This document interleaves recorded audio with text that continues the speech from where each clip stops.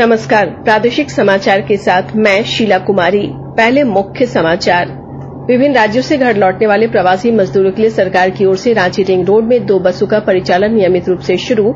पैदल चल रहे मजदूरों की सूचना 1950 पर दी जा सकती है। राज्य में मैट्रिक और इंटर परीक्षा की उत्तर पुस्तिकाओं की जांच 28 मई से शुरू होगी। मूल्यांकन केंद्र किए जाएंगे सैनिटाइज। राज्य में ईद उल फित्र का त्योहार कल मनाया जाएगा। एदारे सरिया ने लोगों से अपील की है कि वे लॉकडाउन का पालन करते हुए अपने घरों में ही नमाज अदा करें। और राज्य के सभी जिलों में बढ़ा तापमान। रांची का तापमान 40 डिग्री के करीब पहुंचा। अब समाचार विस्तार से।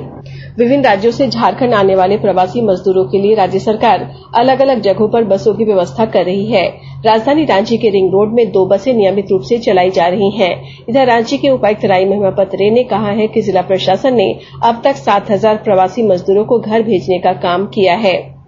उन्होंने बताया कि शहर में प्रवेश करने वाले प्रवासी मजदूर और आमजन को पैदल चलने से बचाने के लिए बसें चलाई जा रही हैं। इस दौरान जो लोग पैदल चलते मिल रहे हैं, उन्हें बस से उनके गंतव्य स्थान तक पहुंचाया जा रहा है। उपायुक्त ने कहा कि अगर प्रवासी मजदूरों के पैदल चलने की जानकारी मिलती हो तो 1950 पर इसकी सूचना दी जा सकती है। स्वास्थ्य मंत्रालय ने कहा है कि देश भर में अब तक कोरोना वायरस से संक्रमित कुल 51,784 लोग स्वस्थ हो चुके हैं और स्वस्थ होने की दर 41.39% हो गई है।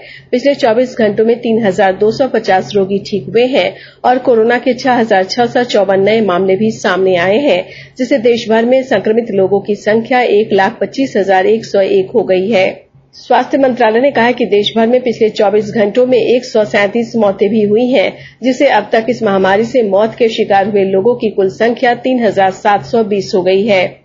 इधर राज्य में संक्रमितों के स्वस्थ होने की दर 90% से ऊपर है, वहीं मृत्यु की दर काफी कम है।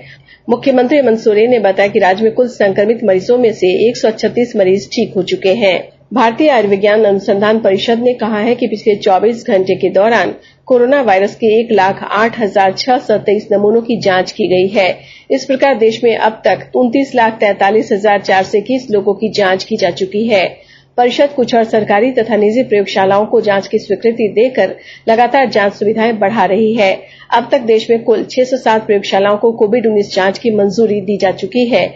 इनमें 427 सरकारी और 180 निजी प्रयोगशालाएं हैं। देशव्यापी लॉकडाउन के दौरान बाहर के राज्यों और विभिन्न जिलों में फंसे लोगों को विशेष ट्रेन और बसों के माध्यम से धनबाद लाया जा रहा है। इनकी पूरी मेडिकल स्क्रीनिंग धनबाद प्रशासन द्वारा की जा रही है।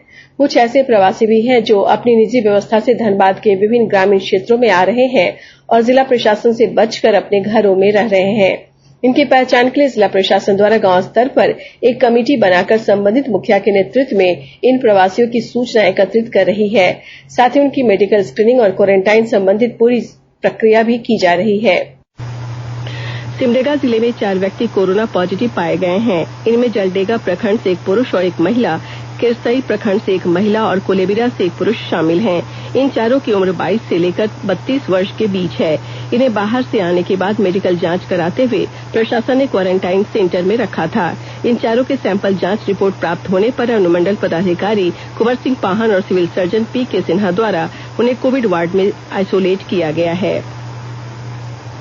पश्चिमी सिंहभूम जिले में प्रवासी मजदूरों का आना लगातार जारी है।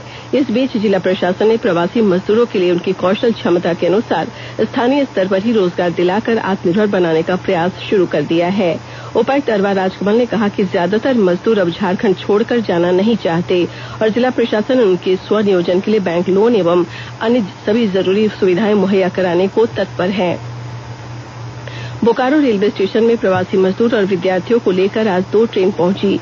बीती रात लगभग 1:30 बजे नई दिल्ली से आई श्रमिक स्पेशल ट्रेन में 463 प्रवासी मजदूर और विद्यार्थी थे, जबकि चित्तूर कर्नाटका से सुबह 6:30 पर बोकारो पहुंची श्रमिक स्पेशल ट्रेन से 605 मजदूर और विद्यार्थी अपने गृह प्रदेश पहुंचे।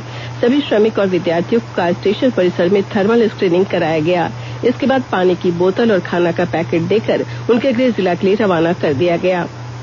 पाकुड़ जिले में लॉकडाउन के दौरान सखी मंडल से जुड़ी दीदियां प्रशासन के साथ मिलकर प्रवासी मजदूरों के लिए भोजन बनाने और खिलाने का काम पूरे जोश से कर रही हैं। विस्तृत ब्यौरे के साथ हमारे पाकुड़ संवाददाता। कोरोना योद्धा रूपी सखी मंडल से जुड़ी दीदियां इन दिनों कोरोना को हराने एवं भगाने की मुहिम में जिला प्रशासन का भरपूर साथ दे रही हैं। जरूरतमंदों को भोजन कराने, मास्क बनाने के बाद अब कोरोना योद्धा रूपी सखी दीदियां देश के दिल्ली, उत्तर प्रदेश, महाराष्ट्र, गुजरात से आए प्रवासी अपने मजदूर भाइयों के लिए भोजन बनाने और उन्हें खिलाने का काम कर रही हैं। जिला प्रशासन द्वारा बनाए गए दर्जनों क्वारंटीन सेंटरों में इन दिनों रेड जोन से आए प्रवासी मजदूरों के लिए सखी मंडल से जुड़ी दीदियां हर दिन के हिसाब से तय किए गए मेन्यू के मुताबिक नाश्ता भोजन बनाने और जिले के प्रवासी मजदूर भाइयों को खिलाने का काम कर रही हैं। राम प्रसाद सिन्हा, आकाशवाणी समाचार, पाकुड़। राज्य में मैट्रिक और इंटर की कॉपियों की जांच 28 मई से शुरू होगी। झारखंड एकेडमिक काउंसिल के अनुसार सरकार से जांच प्रक्रिया शुरू करने की अनुमति मिलने के बाद यह निर्णय लिया गया है। मूल्यांकन कार्य 68 केंद्रों पर किया जाएगा, जिसके लिए सुबह 9 बजे से शाम 5 बजे तक का समय निर्धारित किया गया है। हर शिक्षक को 30 कॉपियां जांच के लिए दी जाएगी। ये भी कहा गया है कि शिक्षक चाहेंगे तो उन्हें 30 से अधिक कॉपियां भी दी जा सकती है। मूल्यांकन केंद्रों में सीसीटीवी कैमरों को भी दुरुस्त करने को कहा गया है। वहीं जैक की ओर से सभी केंद्रों में शिक्षकों को मास्क, सैनिटाइजर दिया जाएगा। इस दौरान शिक्षकों को सोशल डिस्टेंसिंग के साथ कार्य करने का निर्देश भी दिया गया है। आकाशवाणी के ताजा तरीन समाचारों के लिए आप हमारी वेबसाइट newsonair.com पर लॉग ऑन कर सकते हैं। ताजा समाचार ट्विटर @AIR न्यूज अलर्ट्स और Facebook page All India Radio news पर भी उपलब्ध है।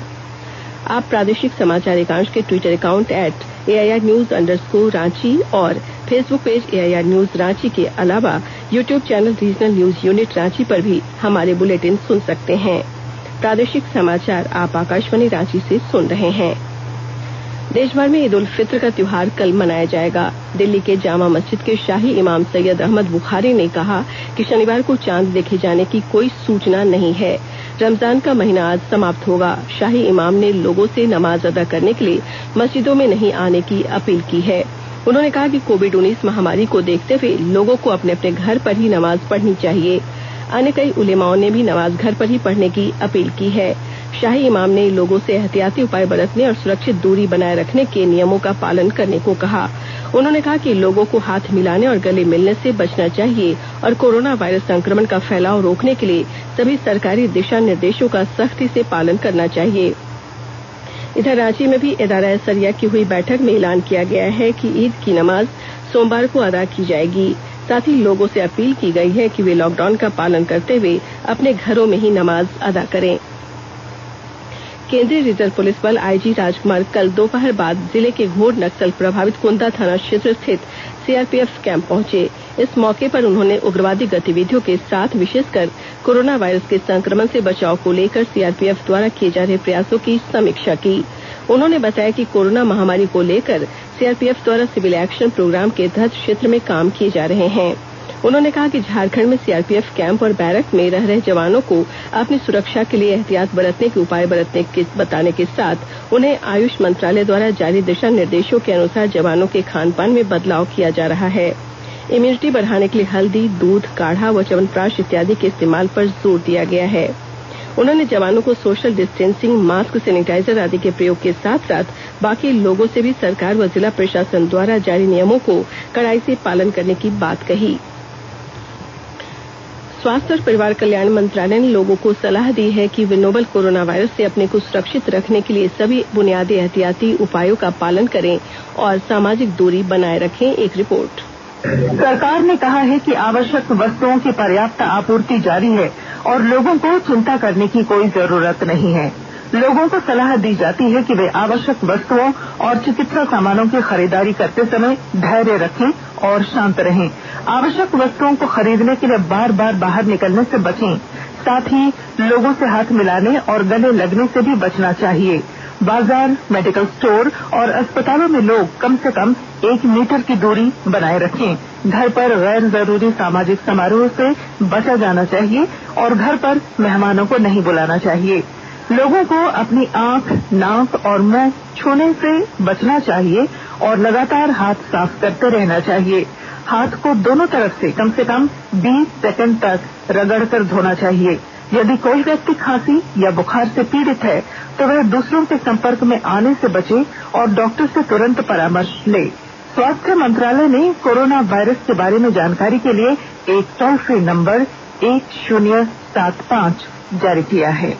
इधर राज्य सरकार की ओर से भी कई दिशा निर्देश जारी किए गए हैं।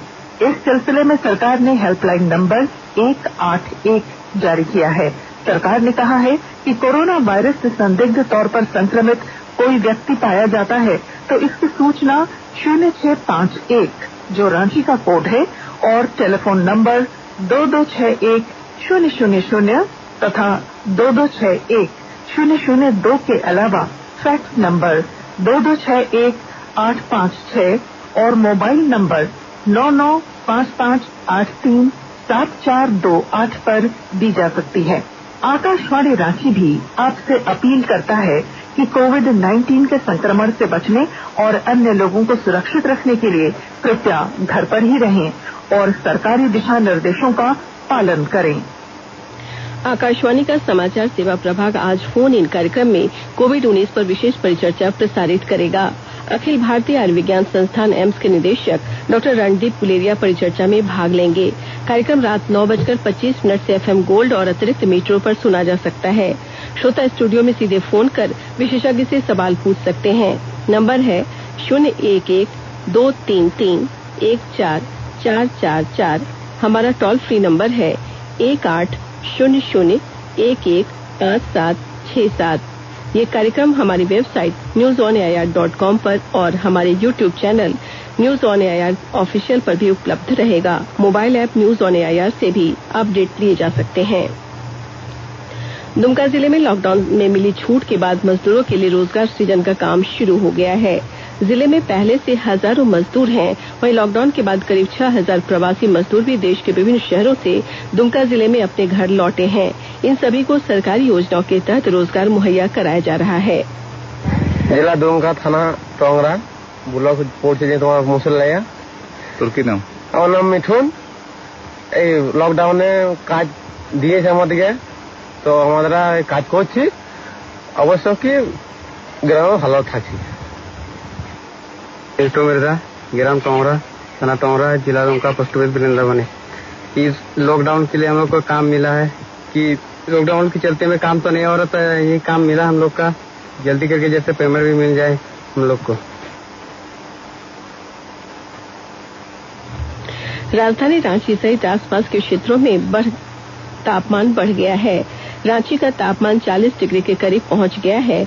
मौसम विभाग के अनुसार तापमान और अधिक बढ़ने के आसार हैं। इसके साथ रांची और आसपास के इलाकों में गर्म हवाएं चलेंगी। मौसम विभाग के अनुसार अगले 4 दिनों के दौरान गर्मी बढ़ने के साथ आसमान में बादल छा सकते हैं। साथ ही कहीं कहीं बूंदाबांदी भी हो सकती है। और अब संक्षिप्त खबरें। प्रधानमंत्री आवास योजना के तहत घरों के निर्माण में रांची शहर देश भर में पहले स्थान पर है। लॉकडाउन में छूट के दौरान अभी तक 1886 आवास पूरे किए गए हैं। स्वास्थ्य मंत्री बन्ना गुप्ता ने कहा है कि कोरोना को लेकर सरकार रोजाना 500 सैंपल जांच कराने का प्रयास कर रही है। इसके लिए हजारीबाग, दुमका और देवघर में लैब के साथ 2 आरटीपीसीआर मशीनें लगाने की तैयारी चल रही है।